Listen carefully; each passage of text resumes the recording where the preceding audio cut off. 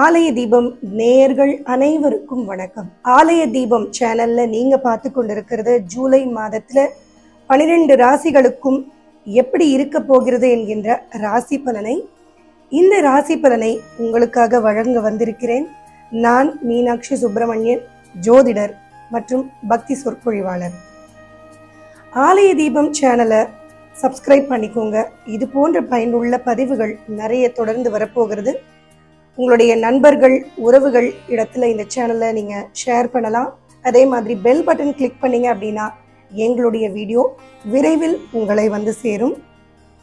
12 ராசிக்கும் எப்படி ஜூலை மாதம் அமைய போகிறது அப்படின்னு பார்க்கறதுக்கு முன்னாடி கோச்சாரத்தில் கிரகங்களின் நிலவரங்கள் என்னென்ன அப்படிங்கிறத பார்க்கணும். ஒரு ராசியில் வருடக்கணக்கில் சஞ்சாரம் செய்யக்கூடிய ராகு, கேது, குரு மற்றும் சனி இவர்களுடைய பெயர்ச்சி எதுவும் இந்த ஜூலை மாதத்தில் இல்லை. இந்த ஜூலை மாதம் முழுவதும் கும்பத்தில் வக்ரகதியில் சனியும், மீனத்தில் ராகுவும், கன்னியில் கேதுவும், ரிஷபத்தில் குருவும் சஞ்சாரம் செய்ய போகிறாங்க. மாதாந்திர கிரகங்கள் அப்படின்னு சொல்லக்கூடிய செவ்வாய், புதன், சுக்கிரன் இவர்களின் பெயர்ச்சி நிச்சயம் உண்டு. ஜூலை மாதத்தில் 2 தமிழ் மாதங்கள் வரும். ஆனி மாதம், ஆடி மாதம். தோராயமாக 15 நாட்கள் அப்படின்னு எடுக்கலாம்.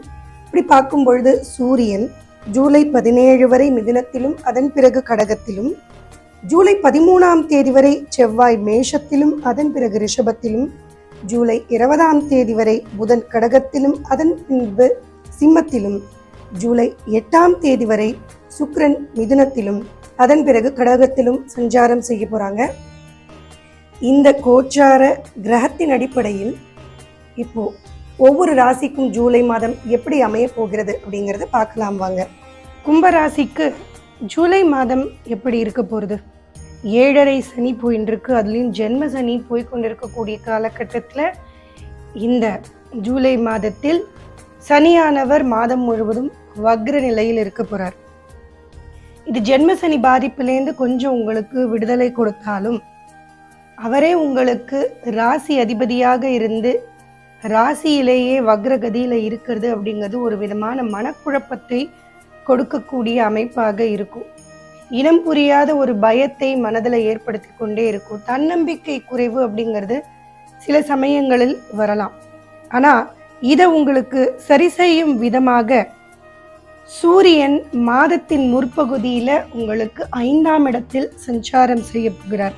அதனால மாதத்தின் பிற்பகுதியை விடவும் கும்பராசி என்பர்களுக்கு மாதத்தின் முற்பகுதி ஓரளவுக்கு கொஞ்சம் மனரீதியான போராட்டத்தை குறைக்கக்கூடிய அமைப்பில் உங்களுக்கு இருக்கும். 7ஆம் அதிபதியாக இருக்கக்கூடிய சூரியன் 5ஆம் இடத்தில் சஞ்சாரம் செய்யும் பொழுது திருமண பேச்சுவார்த்தைகள் கைகூடி வரும். அதில் இருக்கக்கூடிய தடைகள் இதெல்லாம் விலகும். உங்களுடைய வாழ்க்கை துணையின் மூலமாக உங்களுக்கு ஆதாயம் பெறக்கூடிய அமைப்பு. நமக்கு தான் நேரம் சரியில்லை அப்படின்னாலும் நம்முடைய கணவனோ நம்முடைய மனைவியோ அவர்கள் மூலமாக நமக்கு சில நன்மைகளும் ஆதாயங்களும் பெறக்கூடிய அமைப்பு இந்த மாதத்தின் தொடக்கத்தில் முற்பகுதியில் உங்களுக்கு இருக்கக்கூடிய அமைப்பு. பிஸ்னஸ் பார்ட்னர்ஸோட ஒரு அண்டர்ஸ்டாண்டிங் நல்லா போகும். கூட்டு தொழில் வியாபாரம் நல்ல லாபத்தை இந்த மாதத்தின் முற்பகுதியில் உங்களுக்கு ஈட்டு தரும். வேலை செய்கிற இடத்துல கூட உங்களுக்கான அந்த சூழல் நன்றாக இருக்கும். கூட வேலை செய்கிறவங்க நல்ல ஒத்துழைப்பை கொடுப்பாங்க. ஏதாவது உதவின்னு கேட்டால் முன் வந்து உங்களுக்காக செய்யக்கூடிய அமைப்பெல்லாம் இந்த மாதத்தின் முற்பகுதியில் சூரியனால் உங்களுக்கு ஏற்பட போகுது. அதே சூரியன் இந்த மாதத்தின் பிற்பகுதியில் 6ஆம் இடத்திற்கு வந்து விடுவார். இந்த காலகட்டத்தில் இந்த கும்பராசி அன்பர்கள் மிகவும் ஜாக்கிரதையாக நீங்கள் பேசி பழக வேண்டிய காலம் அப்படின்னு சொல்லுவோம். 2ஆம் இடத்தில் ராகு இருக்கக்கூடிய அமைப்பு. தேவையில்லாத வார்த்தை பிரயோகங்களினால் பிரச்சனை, இல்லை உங்களுடைய தேவையே இருக்காது அந்த மீட்டிங்கில், அங்கே எழுந்து நீங்கள் தான் பேசுவீங்க, அதனால் சில தொந்தரவு, இல்லை கிண்டல் அடிக்கிறேன் அப்படின்னு சொல்லிட்டு கொஞ்சம் வார்த்தைகளை அதிகமாக பிரயோகம் பண்ணி கணவன் மனைவி இடையே கொஞ்சம் சலசலப்பு, இந்த மாதிரி அமைப்புகளை இந்த ராகு 2ஆம் இடத்தில் இருந்து சூரியன் 6ஆம் இடம் செல்லும் பொழுது நடக்க வாய்ப்புகள் உண்டு. வாழ்க்கை துணைக்காக செலவுகள் செய்யக்கூடிய அமைப்பை இந்த சூரியன் கடகத்தில் செல்லும் பொழுது ஏற்படுத்தி கொடுப்பார். அதனால் அவங்களுடைய ஆரோக்கியத்தில் கவனம் வச்சுக்கோங்க. அதே மாதிரி அவர்களுடைய தேவைகளை பூர்த்தி செய்வது அப்படிங்கிறதும் இந்த மாதத்தில் செய்வீங்க. 2ஆம் இடத்துல ராகு இருக்கே, பணத்தில் ஏதாவது பிரச்சனை வருமா அப்படின்னா, குருவினுடைய சஞ்சாரம் உங்களுக்கு பண பிரச்சனையை ஏற்படுத்தி கொடுக்காது. ஏதோ தேவைக்கு ஏற்ற பணம் அப்படிங்கிறது கையில் புழங்கி கொண்டே இருக்கக்கூடிய அமைப்பாக இருக்கு. இந்த 2ஆம் இடத்துல இருக்கக்கூடிய ராகு உங்களை அதிகம் பேச வைப்பார். தேவையில்லாத உங்களுக்கு சிந்தனைகளை அதீதமாக கொடுப்பார். அதனால் இதிலெல்லாம் மட்டும்தான் கும்பராசி அன்பர்கள் இந்த ஜூலை மாதத்தில் மிகவும் கவனமாக இருக்கணும். 3ஆம் இடத்தில் ஆட்சி பலத்தோட செவ்வாய் அமரப்போறார் மாதத்தின் முற்பகுதி. இது உங்களுக்கு ஒரு சுறுசுறுப்பை கொடுக்கக்கூடிய அமைப்பாக இருக்கு. ராசிநாதன் வக்ரமாக இருந்தாலுமே கூட சனி ஆட்சி பலத்தோடு இருந்து உங்களை சுறுசுறுப்பாக செயல்படுத்த போறார். அதிக முயற்சிகளை போட வைக்க போறார். ஆனால் இதே செவ்வாய் 10ஆம் இடத்திற்கும் அதிபதியாக இருந்து 3இல் இருக்கும் பொழுது வேலை ரீதியாக ஒரு அலக்கழிப்புகளும் அலைச்சல்களும் அதிகரித்து கொடுக்கவும் வாய்ப்புகள் உண்டு. சுறுசுறுப்பாக இயங்கிட்டே இருப்பீங்க, ஆனால் எந்நேரமும் வேலை செஞ்சுட்டே இருக்க மாதிரி இருக்கே அப்படின்னும் கொஞ்சம் யோசிக்கிற மாதிரியான சூழலை இந்த செவ்வாய் மேஷத்தில் இருக்கும் காலம் வரையிலும் ஏற்படுத்தி விடுவார். புதுசாக தொழில் தொடங்கணும், இல்லை தொழிலை விரிவுபடுத்தணும் அப்படின்னு நினைக்கக்கூடியவர்களுக்கு கடன் உதவிகள் கிடைக்க வாய்ப்புகள் உண்டு. அதற்கான முயற்சிகளில் அதிகம் ஈடுபடுவீங்க. அதே மாதிரி வேலை தேடிக்கொண்டிருக்கக்கூடியவர்களுக்கு வேலை வாய்ப்புகள் கிடைக்கும். ரொம்ப நாளாக வேலையே கிடைக்கல, இருந்த வேலையும் போயிடுச்சு அப்படின்னு கவலையில் இருக்கக்கூடியவர்களுக்கு வருமானம் வரக்கூடிய வழி கிடைக்கும். நம்ம படிப்புக்கு தகுந்த வேலை இல்லை அப்படின்னாலுமே கூட வருமானம் தடைபடாமல் இருக்க ஒரு வேலை அப்படிங்கிறது கிடைக்க வாய்ப்புகள் உண்டு.